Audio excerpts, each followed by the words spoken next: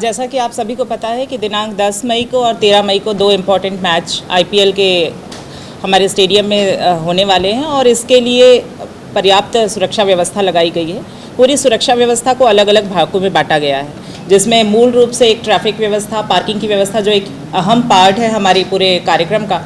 ये बनाया गया है, जिसका एक डिटेल ब्रीफ आपको अभी जस्ट डिस्कस किया गया। किस प्रकार से रूट होंगे, जो सामान्य वाहन होंगे उनके लिए, 4 व्हीलर्स 2 व्हीलर्स के लिए, इसके अतिरिक्त ऐसे वाहन जो कि पासधारी होंगे, जिनको पासेस अलाउ हुआ होगा,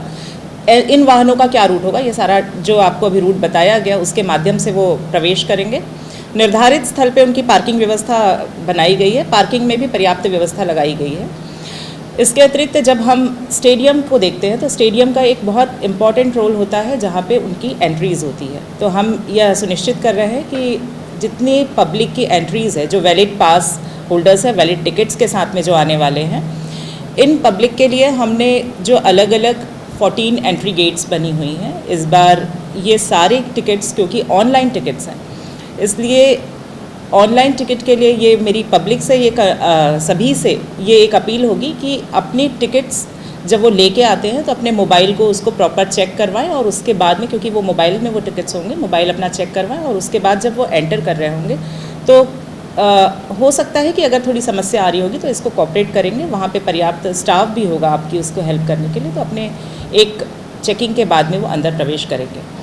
जब गेट में एंट्री होती है तो उस दौरान फ्रिस्किंग के समय में काफ़ी सारी चीज़ें ऐसी हैं जो कि प्रोहिबिटेड आइटम्स हैं, जिसकी लिस्ट हम आपसे पहले चर्चा कर चुके हैं, और इन प्रोहिबिटेड आइटम्स के साथ में किसी को भी प्रवेश नहीं दिया जाएगा। तो ये क्योंकि ये लिस्ट शेयर्ड है, इसलिए मेरी ये भी अपील है कि ऐसे सामान जो कि प्रतिबंधित हैं वो पहले से ही ना लेके आएँ, ताकि चेकिंग में आपका समय बच सके। जब पब्लिक अंदर एंटर करती है और स्टेडियम में अपने अपने निर्धारित स्थल पे पहुंचती है तो वो ये अपने चेकिंग के पूर्व ये ज़रूर सुनिश्चित कर लें कि किस जगह से, कौन से टावर से और कौन से सीट्स के साथ में उनका अलॉटमेंट है, क्योंकि सारे सीट नंबर्स अलॉटेड हैं, सीट नंबर्स दिए गए हैं। तो अगर वो गलत जगह पर एंटर होंगे तो उन्हें बाद में परेशानी का सामना करना पड़ सकता है, और क्योंकि काफ़ी बड़ा स्टेडियम है तो उन्हें दिक्कत भी होगी, समय भी व्यर्थ होगा। इसलिए अपने निर्धारित जगह पे पहुंचने के लिए सही रूट को वो फॉलो करें। जब मैच के दौरान पे जो व्यवस्था एंट्री गेट्स में लगाई गई है, इसमें एंट्री और एग्ज़िट, क्योंकि दोनों चीज़ों को सुनिश्चित करना है, 3:30 बजे से एंट्री प्रारंभ होगी। 3:30 बजे से लेकर 7 बजे तक का जो समय है, ये प्रॉपर एंट्री जितने टिकट्स हैं उनकी होती रहेगी। और अव्यवस्था से बचने के लिए इस बार यह भी प्रयास किया गया है कि जितने भी एंट्री का समय है उसको फिक्स्ड ना करके इसे शिफ्ट किया गया है, और मैच के दौरान भी अगर कोई बहुत देर से भी आ रहा होगा तो उसको प्रवेश दिया जाएगा, इसको भी सुनिश्चित किया गया है। हर एंट्री गेट्स पे स्टाफ कंपनी की तरफ से भी और पुलिस के ऑफिसर्स भी वहाँ पे तैनात होंगे, तो अगर किसी प्रकार की समस्या या परेशानी का कोई सामना करता है तो हेल्प के लिए अधिकारी वहाँ पे मौजूद होंगे जिनकी वो हेल्प ले सकते हैं। मैम, किसी आपात स्थिति या भगदड़ से बचने के लिए क्या मॉक ड्रिल भी किया गया आप लोगों के द्वारा? ये बहुत इम्पॉर्टेंट एस्पेक्ट है पूरे कार्यक्रम का, क्योंकि जब हम व्यवस्था लगाते हैं तो हम पर्याप्त अपने पूरे स्टाफ की लगभग 1200 से 1,500 के बीच हमारा स्टाफ है जो कि सुरक्षा व्यवस्था के लिए तैनात रहेगा। और ये अलग अलग प्रकार की सुरक्षा है, जहाँ पे ट्रैफिक भी शामिल है और हमारा स्टेडियम भी शामिल है। इसके अलावा जिन स्थानों पर हमारे प्लेयर्स रुके हुए हैं वो भी शामिल हैं। तो इनके जिस समय एंट्री के समय तो क्योंकि लोग अलग अलग स्लॉट्स में आते हैं, इसलिए बहुत ज़्यादा तकलीफ़ का सामना नहीं करना पड़ता, लेकिन एग्ज़िट के दौरान भी क्योंकि हमारा बल व्यवस्थित है, हमने प्रॉपर QRTs भी प्लान किया है, इसलिए बहुत ज़्यादा ऐसी समस्याएं नहीं आएंगी। लेकिन फिर भी मेरा मीडिया के माध्यम से आप सबसे यह अपील है कि जब आप एग्ज़िट करते हैं, जब आप वहाँ से निकलते हैं तो क्रमबद्ध रूप से निकलें, आराम से निकलें, बहुत ज़्यादा हड़बड़ी या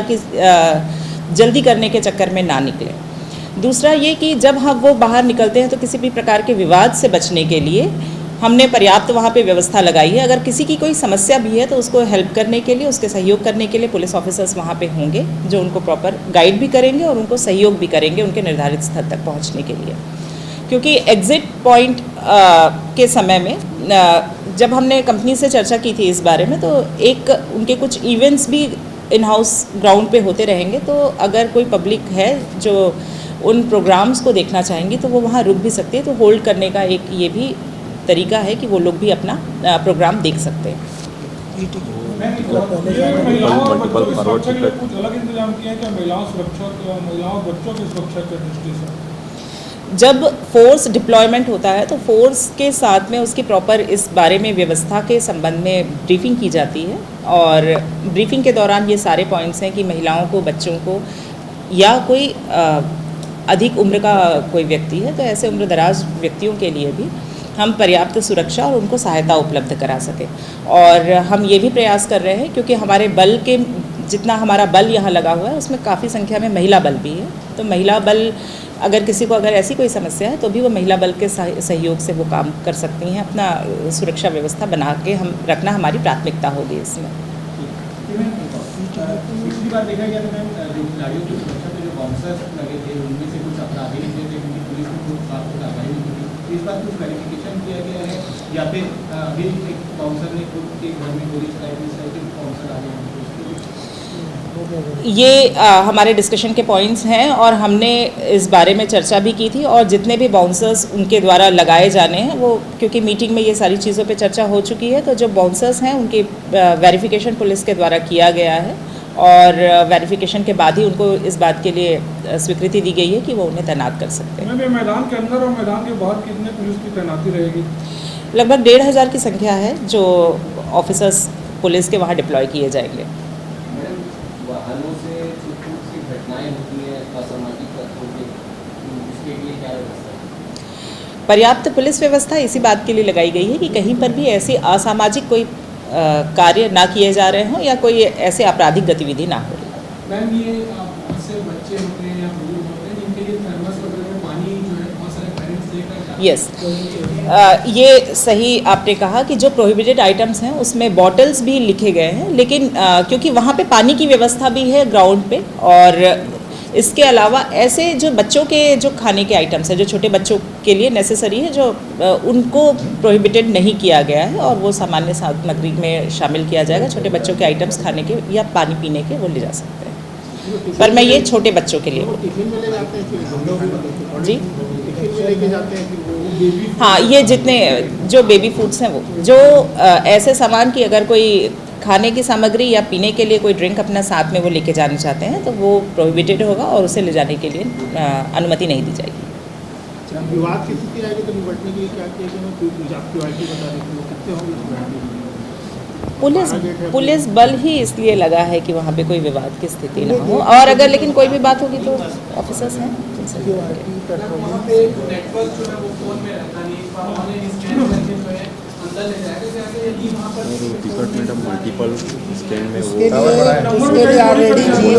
मैं आपको बता देती हूँ उसके लिए कि ये मीटिंग के दौरान इस बारे में भी चर्चा की गई थी, क्योंकि अगर ऑनलाइन टिकट्स हैं तो नेटवर्क इतने, जब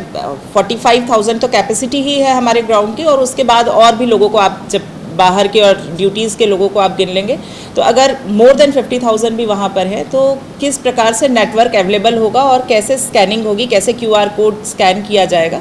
तो इस चर्चा के आधार पर वहाँ पर अलग से टावर उन्होंने इंस्टॉल किए हैं और इन टावर्स पे वाईफाई की फैसिलिटीज़ अवेलेबल है, और हर वो मोबाइल होल्डर जो जनता है, सामान्य जनता है, वो सभी उस वाईफाई को फ्री यूज़ कर सकती है, और उसका भी बहुत लिमिटेड एक्सेस है कि केवल पर्टिकुलर साइट के लिए ही वो अवेलेबल है, तो वो आपको नेटवर्क वहाँ पे अवेलेबल होगा, ऐसे कंपनी के द्वारा अभी इंश्योर किया गया है। एयरटेल और BSNL तीनों जो मेजर कंपनी है, तीनों की सुविधाएं वहाँ पे रहेगी। मैम, इंटरनेट पे कुछ अपडेट आएगी थे, उससे ज़्यादा वहाँ पब्लिक पहुँच गई थी, जिसमें ये भी बोले थे जो टिकट चेक करने वाले हैं अपने परिजनों को घुसा दी, उससे असमंजस जो इतनी जो हमारे डिस्कशन में आया है कि सीट क्योंकि नंबर्ड है, मतलब इसलिए ऐसा नहीं हो सकता कि बिना आधिकारिक रूप से कोई भी वहाँ पे प्रवेश कर ले, क्योंकि नंबर्ड सीट है तो जिसके सीट के नंबर होंगे उसी के आधार पे वो बैठेगा, तो इसलिए वो व्यवस्था की गई, तो ऐसा संभव नहीं है इस बार। ये एकदम हाँ, तो हर